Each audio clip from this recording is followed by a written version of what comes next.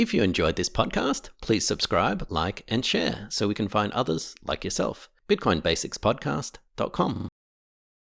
And the irony with a 51% attack is you may be able to spend millions of dollars to control the Bitcoin network for 5, 10, 20 minutes. But if you spent that money, time, and energy in doing the right thing, that person attacking the Bitcoin network could actually make so much more Bitcoin by doing the right thing than what they could, trying to do a few double spends or triple spends. Welcome to the Bitcoin Basics Podcast with your host Ferris, that's me, and Gordon from CoinCompass.com, enabling you to safely buy and securely store your Bitcoins. All resources are in the show notes and description, including our full disclaimer. Visit BitcoinBasicsPodcast.com to subscribe and discover other free content. Hello everyone, welcome to another episode of Bitcoin Basics Podcast, where we are in... what day are we up to now, Gordon? I've completely lost track. We are day 11, I believe. So day 11 of 30 days of Bitcoin. Anyone watching on YouTube, you're probably wondering why I am dressed in formal attire. Well, here in New Zealand, it's Formal Friday. We are dressing up at home, and I'm going to a party later tonight on Zoom. My kind of party where I can just basically mute people. So we are just past 0600 UTC time. Gordon, can you give us the blockchain time and Bitcoin price, please?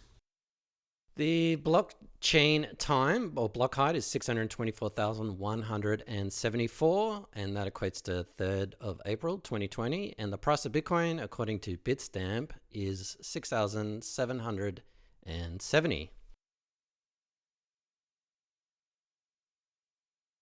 And what is today's question, Gordon? What are we tackling? Well, let's play it. What are the methods to minimize a 51% attack? All right, Gordon. So with this one, this actually took me quite some time to figure out. So I think I'll answer half the question and throw it over to you. So a 51% attack, and by the way, depending on how interested you are in delving under the hood of Bitcoin, this is one of those things where you can really go down the rabbit hole. So it's going to be, I think, challenging for us to explain in under 10 minutes. So here goes. So Bitcoin, basically the way it works is the blockchain is essentially the spreadsheet that Bitcoin records all the Bitcoin transactions. So every time someone, John sends Bitcoins to Susan, it's recorded on the blockchain, vice versa. Everything is recorded on the blockchain, every transaction. So it's the miners that actually validate all these transactions. And please see our other episodes and all our writings on mining. So essentially, it's the miners that are the engine for Bitcoin. They keep it ticking along. Now, what they can do is they can decide, you know what, I want to stop mining Bitcoin and I want to mine something else entirely. Bitcoin Cash, Bitcoin Gold, anything else. So they can just go ahead and start mining elsewhere. So the more miners there are, the more robust Bitcoin is. Now, let's just say that all of a sudden you only had a few people mining Bitcoin, very, very few people mining Bitcoin.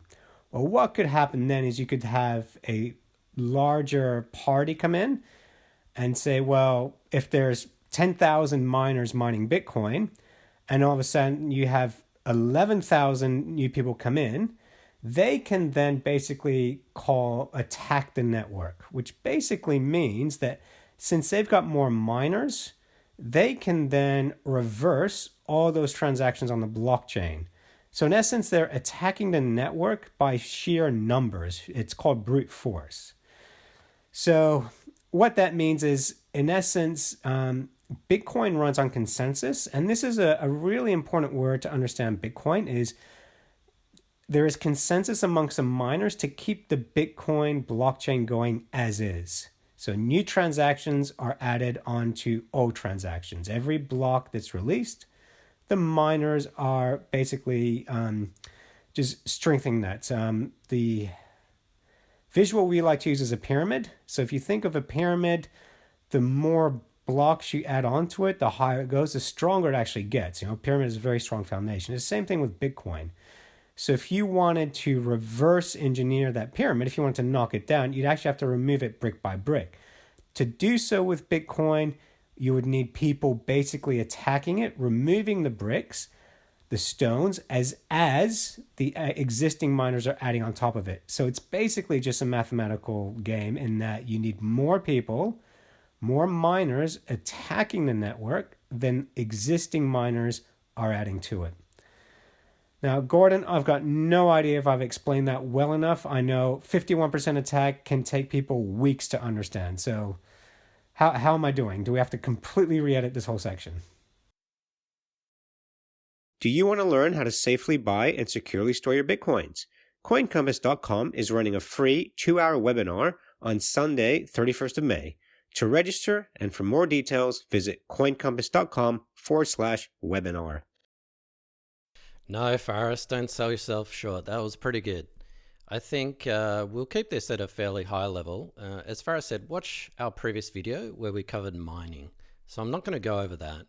But as Faris said, a 51% attack is basically the ability to control more than 50% of Bitcoin mining. And that's it. So we talked about that giant spreadsheet that people are looking at. People are adding transactions. People are verifying transactions. Is it correct? Is it not correct? And the reason why we have that spreadsheet is because you have this system of people verifying transactions. You don't need to do that with a bank. So with a bank, you have a central spreadsheet, a central ledger, and that bank protects it really well. But in Bitcoin, there's no third party. So the reason why we have miners is all those miners can verify and check that, there's no dodgy transactions or people are doing the right thing. So this 51% attack is theoretical. It's never happened in Bitcoin. It has actually happened in several other smaller altcoins. And the reason why it's extremely unlikely to happen in Bitcoin is, number one, the what we call mining power of Bitcoin is so immense that it's really the strongest and most powerful computer system we've ever seen. So it's extremely unlikely that someone will be able to pull this off. If they were to pull it off, they'd have to do two things, whether it was a corporation, whether it was other people getting together or a state actor or any kind of government entity. They would have to do two things. One, they would have to spend a lot of money. They would have to spend billions. So I'm not talking millions, I'm talking billions of dollars. So there's one thing of spending a lot of money that would probably get noticed. And two, they have to acquire these Bitcoin miners from somewhere. These Bitcoin miners are just like specialized computers, special hardware that run this puzzle. Remember that Rubik's Cube that we talked about, that there is a puzzle every 10 minutes, and it's very difficult to solve this Rubik's Cube. Very easy to verify, but very difficult to solve that puzzle. So that's all these miners are doing. Where would the attackers get those extra miners from? As far as I know, Faris, I don't know about you in New Zealand, but I can't duck down to the local Kmart or convenience store and purchase a Bitcoin miner. So what they would have to do is they would have to either manufacture them themselves, maybe coerce a manufacturer to do that on their behalf. And so we're talking a 1, 2, 3 year project worth billions of dollars. Extremely unlikely. And you know what's going to happen? Worst case scenario, if that did happen, and someone just flooded the Bitcoin network with all these new miners, the Bitcoin software could be changed within a couple of minutes to say, yeah, you know what? We're going to move from this Rubik's Cube puzzle system to a Sudoku or to a crossword or some other system to solve a puzzle. And it makes their $1 billion 3-year project completely obsolete and completely worthless within 5 to 10 minutes. So extremely unlikely, not going to happen. And I don't think I really need to go into the technical details. It simply wouldn't be worth it. As Faris said, the main reason why someone might want to do it is to reverse transactions. So for example, I could attack the network with all my miners. I could send Faris 1 Bitcoin. And then what I could do is 5 minutes later, I could then reverse that transaction and get my Bitcoin back. So Faris might be an online store. He might have shipped me a new pair of shoes or I might have bought something from Faris, he shipped it to me. I reverse that transaction and now I can buy something else with the Bitcoin I've got and rinse and repeat that. But that's going to be a very, very short window of time any attacker's going to be able to have, 10 minutes, 20 minutes max. And so I don't really see the incentive for them to be able to do so. Thank you, Gordon. That is an excellent explanation. And I think ironically, I went into more technical detail on this one than you did. I was really trying to not go down the rabbit hole. The amazing thing about Bitcoin is it has, all the invention, the technology, but it also has something called game theory. And one of the things is the incentive structure. It actually incentivizes people to do the right thing. And the irony with a 51% attack is you may be able to spend millions of dollars to control the Bitcoin network for 5, 10, 20 minutes. But if you spent that money, time, and energy in doing the right thing, that person attacking the Bitcoin network could actually make so much more Bitcoin by doing the right thing than what they could, trying to do a few double spends or triple spends. So the incentive structure is simply not there for a 51% attack. Yeah, Bitcoin is fascinating when you start looking, and there are a few articles out there about the game theory of Bitcoin because it is an unfettered, true capitalistic market at work. It really is fascinating for anyone who wants to go into detail. Just as a side note, if you're watching this on YouTube, and Gordon did very well not to lose his cool, there's been a bird flying around me.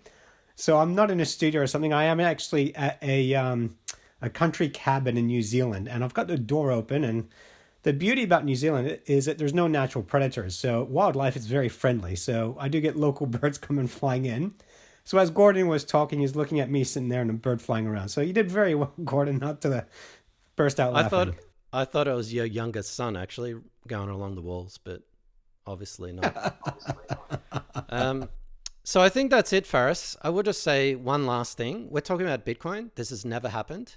It has actually happened on smaller altcoins, alternative coins, and they've been completely taken over. So people have been able to change all kinds of things, give themselves money, inflate the money supply, do this thing called double spending. So as Faris said, the power of Bitcoin's network, its security, comes from its decentralization. So the more people mining, the more computing power is in the Bitcoin network, the more decentralized, which means the more secure, and the less likely anyone can try, but anyone will be successful with any attack of doing any kind of censorship of Bitcoin transactions.